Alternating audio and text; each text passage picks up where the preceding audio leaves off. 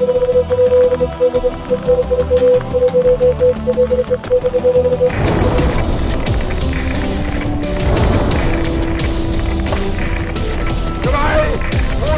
Monate begangen sind, die Feuer, Terror, Weltleidigkeit, verwahren.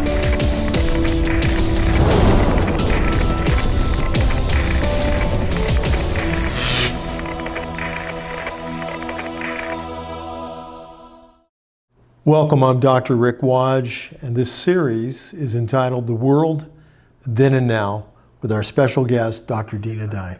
Hi, Rick. Dina, it's good to see you. It's good to be here, back on the set and away from the land of tyranny and chaos.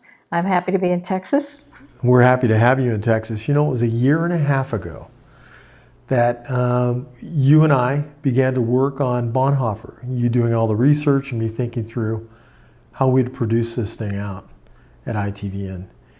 It's hard to believe it's been a year and a half and so much has changed. Yeah, almost everything has changed. I mean, almost our entire civilization, what we've known, has been upended. And I didn't, when I did the series, I felt it was important. I really wanted to communicate to people what the signs were, where we were headed, the similarities with Germany, and of course, using the life of Bonhoeffer. But when I went back and reviewed the episodes, it was staggering to see that it's all happened. I mean, obviously, if you were studying it, you'd see we would end up there eventually, but to see that we would end up there in a year and a half is just shocking. So we both felt we had to kind of go back there and just discuss it, because we're in the season of an election, and things are crazy with the COVID and the fraud and the cheating and just all of it. Social unrest with the rioting. Social unrest. I mean, just everything has been upended in our lives. And so we felt we needed to sort of, go back, look at the episode and try to bring it up to date, but show you it's the same. I mean, it's the same spirit. It's the same spirit. It's complete chaos and tearing down everything we know in democracy. Yeah. So let's go ahead and watch the first clip. Okay. And then begin to bring this setting up to date with what's been going on in the last 8 months in our country, in America. Okay. So here we go. Take a look at this. We'll be right back. Come with me to America. I'm going to find my dream.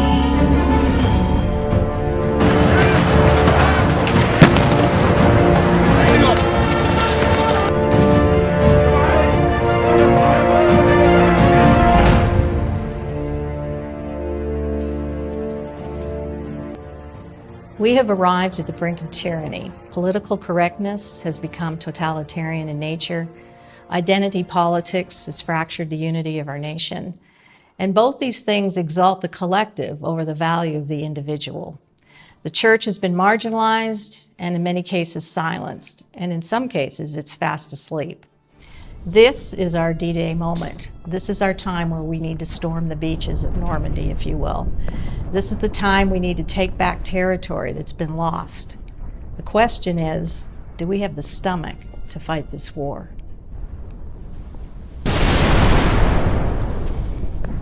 We're going to be looking at the life of Dietrich Bonhoeffer. Dietrich Bonhoeffer was a pretty famous German theologian back in pre-World War II Germany. He spoke out vehemently against the tyranny that Hitler and the Nazis had brought to the German people. And he shows us how this same spirit, if you will, has reared its ugly head in the United States and really all around the world.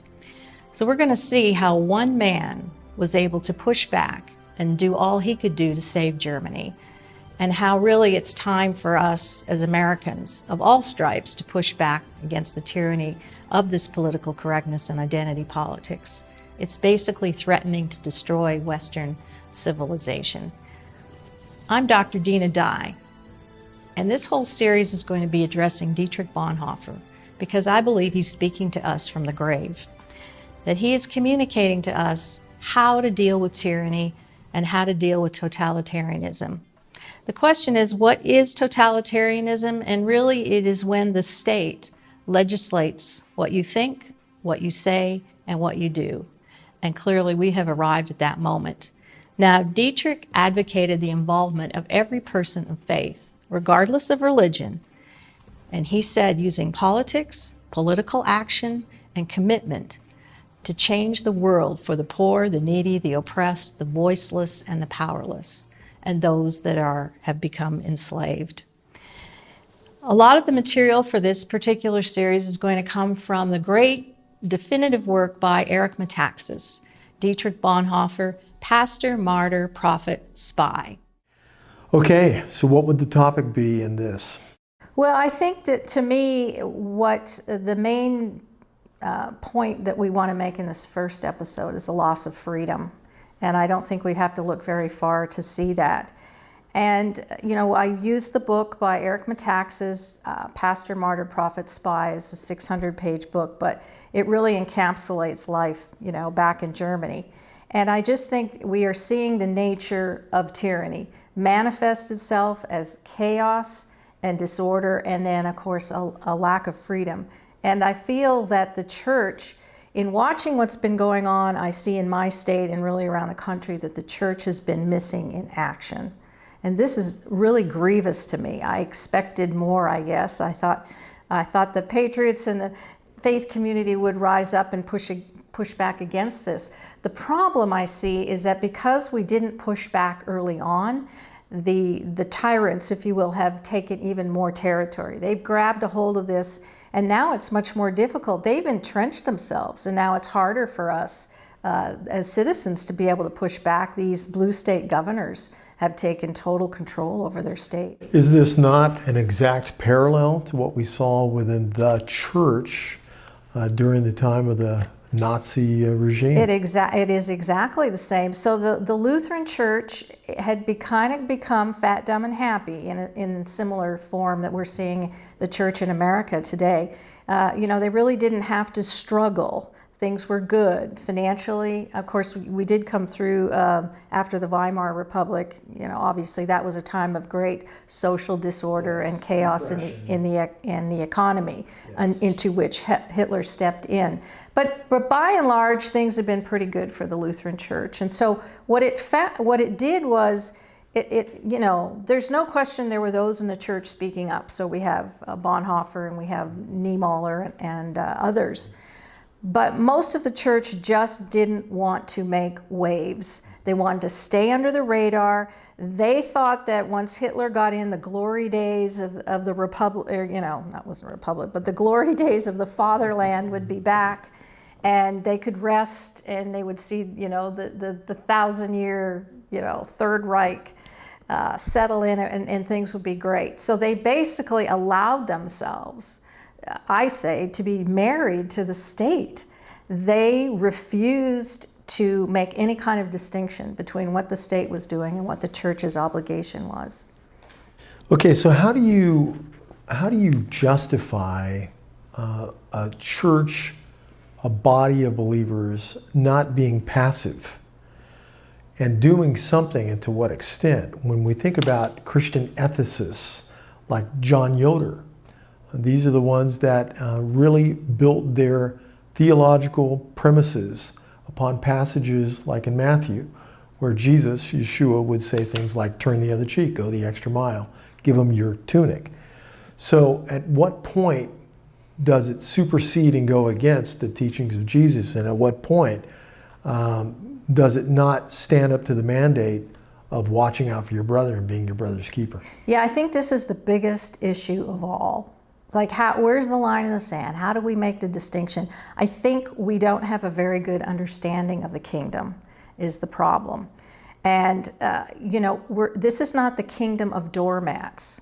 And what I'm seeing in the Christian community, because of fear, their inability to say anything. You know, the biggest emphasis for Bonhoeffer was the silence, was not to speak. Which, you know, silence in the face of evil is itself evil. I mean, that he coined that. He understood that well. You know, what I see in Christianity is just everything. I think this is where the culture has really influenced Christianity, the snowflake culture. Just be nice. Just back off. I mean, there's this place to be kind, but there's this place to stand, and we're having a very hard time figuring out the boundaries. And being nice does not supersede the concept of there being rules and some kind of guidelines for humanity, society to be able to. That's exactly the point. That's the point of the Constitution. So the Constitution is framed in such a way, yes, you have freedom, but you have to balance that out with responsibility. It's not one or the other. So we're in this licentiousness period in which my freedom means I have the ability to do whatever I want, and it doesn't matter the consequences, and it doesn't matter who I step on. None of that. And somehow what I want is more important than what you want. Yes, so we don't even know. So turning the other cheek has a whole different meaning than, we want to take control over everything. And I think you have to put the turn the other cheek back into the context of the kingdom. And so, I was thinking of the kingdom has its root really in the Torah. So the Torah that was given to Moses on the mountain, out of which our Constitution has come from, was to give the people the boundaries in which they would live. So it was passed to Moses, who was the leader of the camp, and he was going to communicate that to the people. But they had an obligation and a responsibility within that instruction. And that's the part, it seems to me, we've just thrown out, any vestige of responsibility for our behavior. And so the Torah was basically designed to keep order in the community. And that meant that everybody in the community had their own responsibility in it to maintain that order. So we've thrown responsibility to the wind. Now, don't we have in our civil government, don't we have guidelines for restraint? Well, absolutely. The Bill of Rights was, so the government is supposed to protect your individual rights. And you could argue, the rights of your community. But the Bill of Rights was to give the government, here are your limits on, taking other people's rights. But we don't even understand the Constitution anymore. And so I think when things are functioning as they're supposed to, then turning the other cheek, esteeming others better than yourself, loving one another, although we have a pretty misguided view on what love is even, because love is not an emotion. And so we live in a culture now where we determine truth based on how we feel. So the Ten Commandments has nothing to do with how you feel. This is the boundary on how civil society is going to work. And, all of these things, this is what's put us in this dangerous place, I believe. No, I agree. Yeah. And so let's get specific. We're filming this right now in the middle part of August in 2020. We've watched since January, at least here in the United States, some real effects taking place by certain things. Let's start bringing up some of those things that have begun to take place in our nation, that have had big ramifications on the way law is looked at, rule of government, the way we're treating one another, the ability to defend oneself.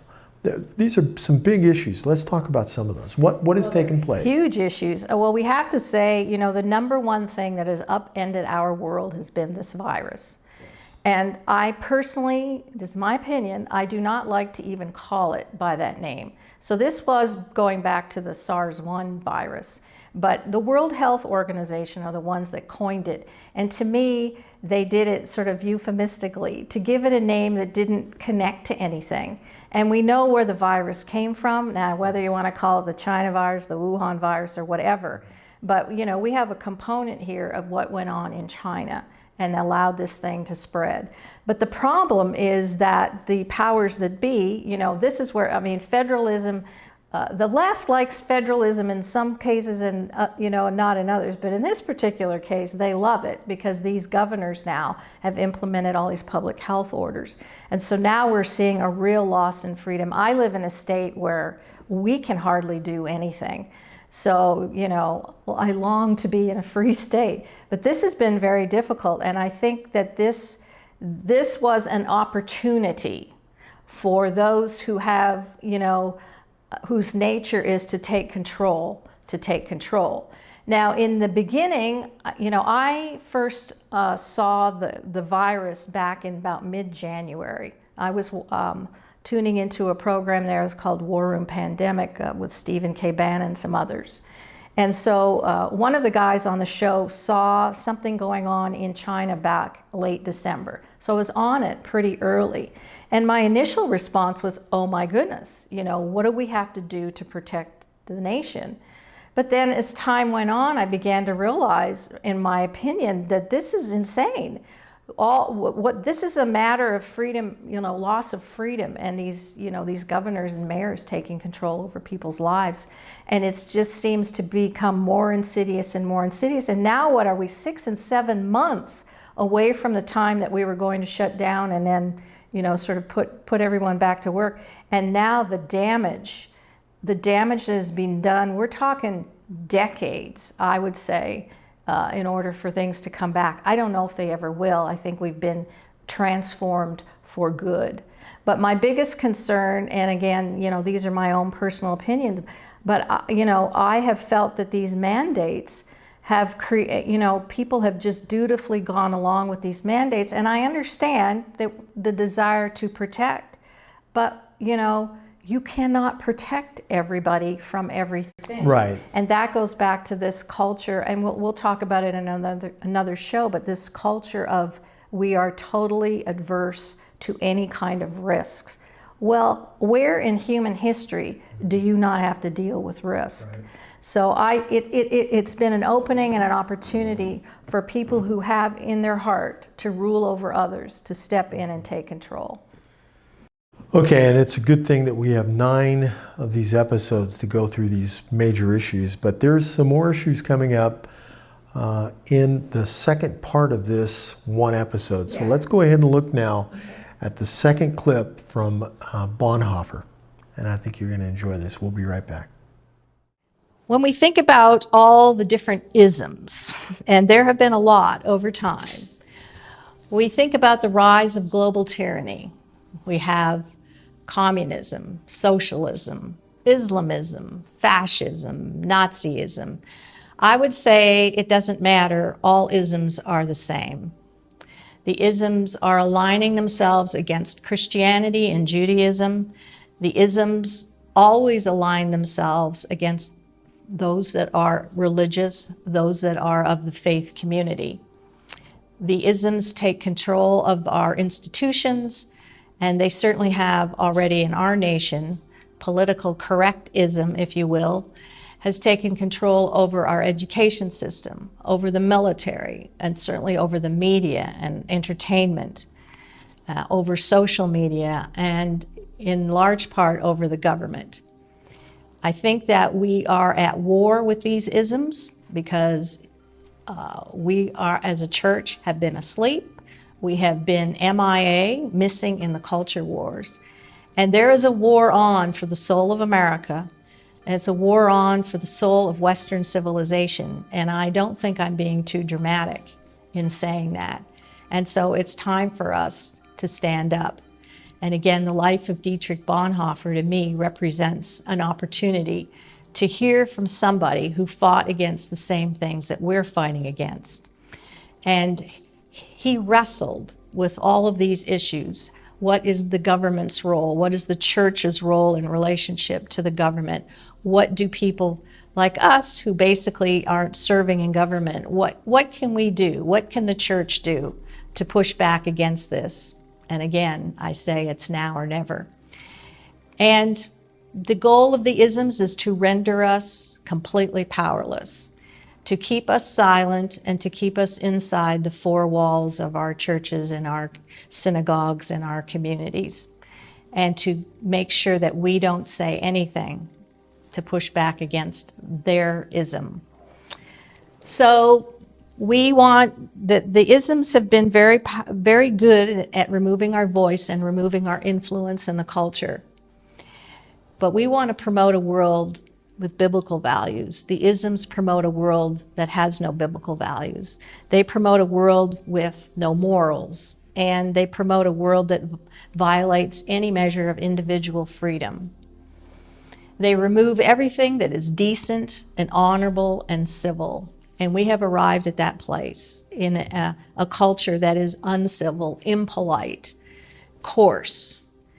The goal of the isms is to sanitize the culture and nation in which they're in and to erase its history and to replace it with revisionist history. Okay, so it gets Kind of sobering. it really is, because We're right this- there. a year and a half ago, and we're watching this taking place right now and we're right in the middle of it. Yeah. It's not like this is in the past for us. We don't know what the future is going to hold, but we're in the middle of it. Let's talk about tearing down of statues, rioting going on in most of the large cities. Yeah, and really, I mean, it's an effort to completely erase our history. I mean, when a culture, a society comes unglued to their history, then you can insert anything you want. And I went back in June and reread 1984. Right, I hadn't read it, I think, since college or late in high school. Orson Welles. Yeah, I just was shocked at what I had forgotten. But that was the reality. So Winston Smith, you know, he worked in the Ministry of Truth, and his job was to go in every day and make sure history was correct. So he was constantly throwing stuff out and putting stuff in so that the history lined up with what was going on. Like, oh my gosh, here we are. So once, you know, what began with the incident with George Floyd, you know, I just see it as an opportunity. Yes. You know, regardless, I hope the truth comes out of what it was really about, but it's not even the point anymore. It was an opportunity for the leftists to move in. And so now we see the rioting with the BLM, and I don't call them by the name. I'm just going to use the initials. Bureau of Land Management. That's what I always think of, because I live in a state where they govern land. But and Antifa, and of course the first thing they targeted was the statues. We saw it in New Mexico. They went in Juan de Oñate, who, you know, you could argue about the guy, but you know, he's kind of a mainstay in New Mexico, or Diego de Vargas and all. They went into the statuary area of the St. Francis Cathedral. There's a garden area, and just tore all those statues down. Well, how about Christopher Columbus? Yeah, well, that's, you know, Or some of the saints. or The Virgin our Mary. great founders, and I mean, we could just go on. And you know, I was thinking about this part that we were going to get to in this episode, and thinking about how crucial in Jewish history, in Hebrew history, in the Bible's history, memorial stones were. And they always pointed back to something in Israel's history. And when you lose memorial stones, when you lose statues, they don't always point to what was good, but they always help you remember what to do in the future so you don't repeat it. Well, and you think, well, of course, in England, an effort to tear down Winston Churchill. My God, the guy who Saved England. Yeah, Mahatma Gandhi.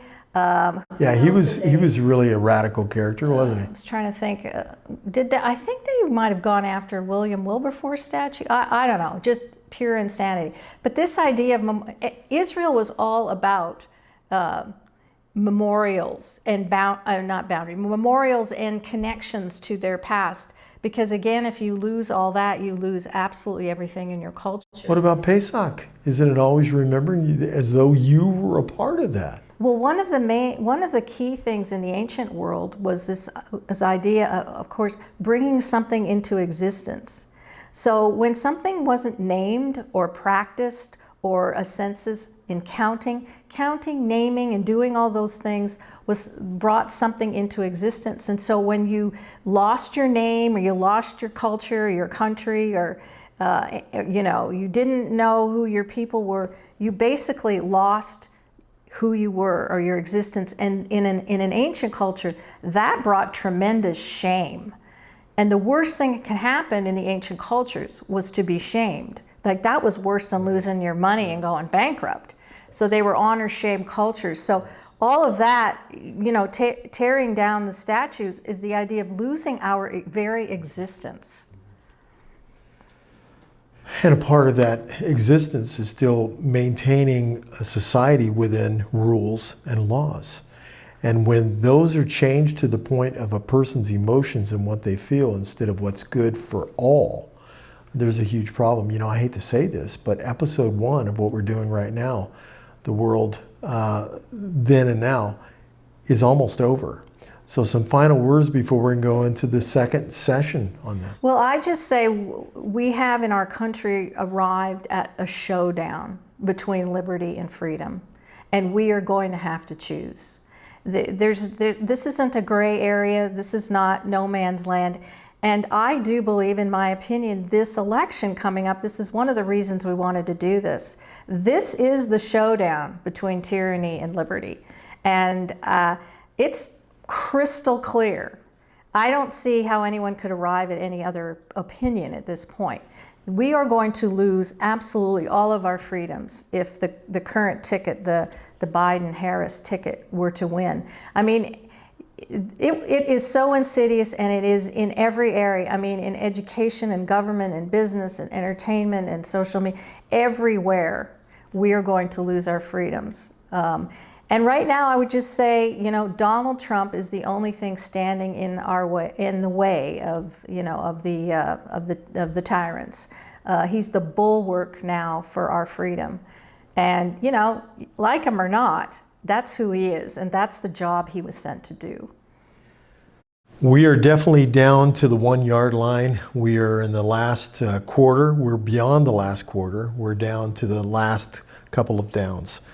And we as believers, we as followers in Judeo-Christianity, we have got to stand up now. It doesn't mean to become violent. In fact, it means to be the opposite. It means to pray like you've never prayed before.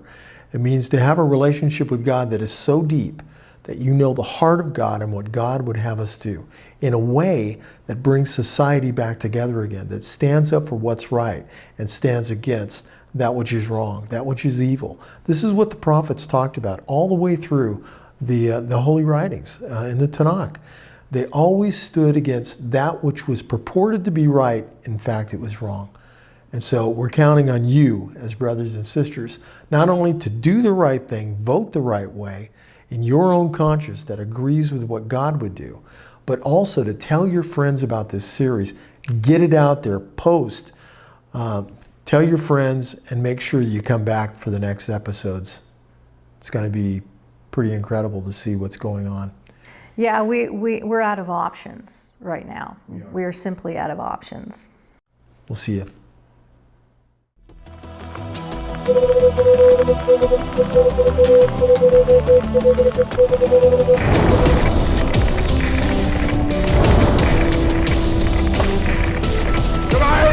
oder 3 Monate begangen sind, wird euer Terror Weltleichtigkeit verwahren.